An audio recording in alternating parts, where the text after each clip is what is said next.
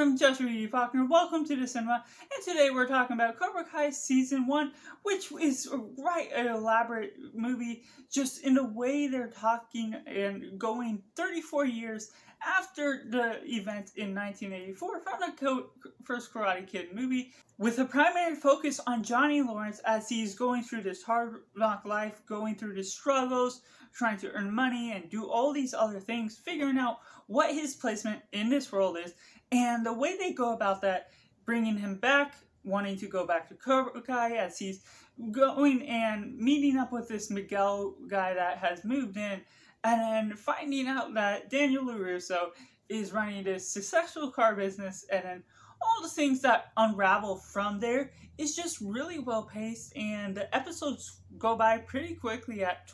about a half hour apiece, and the reveals about what we know and what the characters don't know spread throughout the episodes. It always keeps you anticipating something new, something that one character knows that the other doesn't, and the way the two sides integrate, and the perspectives that are built up because of this, with Johnny Lawrence showing more and more of his side of how he felt he was the bullied one from Daniel LaRusso, and then getting the divide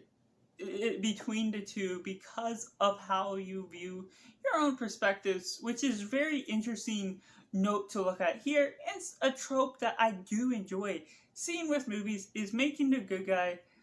seem a little evil and then making the bad guy seem a little good because of their own natural perspectives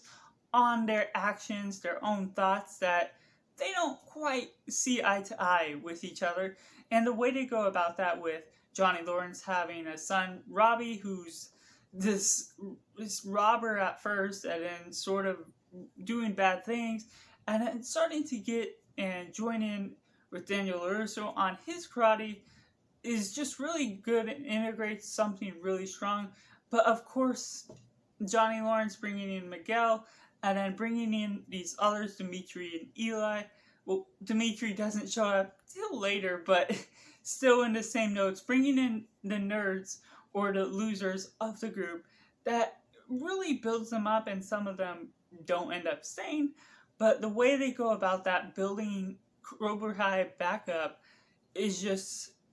really well balanced and really well integrated into the story of what we got before with the other Karate Kid seasons, bring back callbacks, and while there's some callbacks that feel like they interrupt a little bit of the flow, like they shouldn't always throw in a callback or at least replay the scene in the episode when that callback is done. Sometimes they should just leave it alone by letting it play and let us see the callback on our own, or at least for the major fans that we are. But overall, it still holds strong to the notes, and Sam LaRusso being Daniel's daughter, and just the way they're building up the families, establishing the story, establishing some of the key characters, and then Eli's big transformation into Hawk is already shown here. That's really strong and becomes that much better in other seasons, but within Cobra Kai Season 1 really integrates the power levels of each of these characters, not showing as much about Sam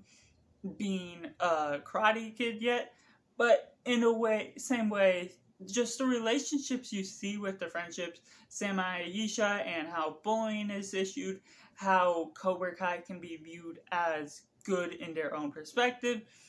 is just something to write home about. And I just really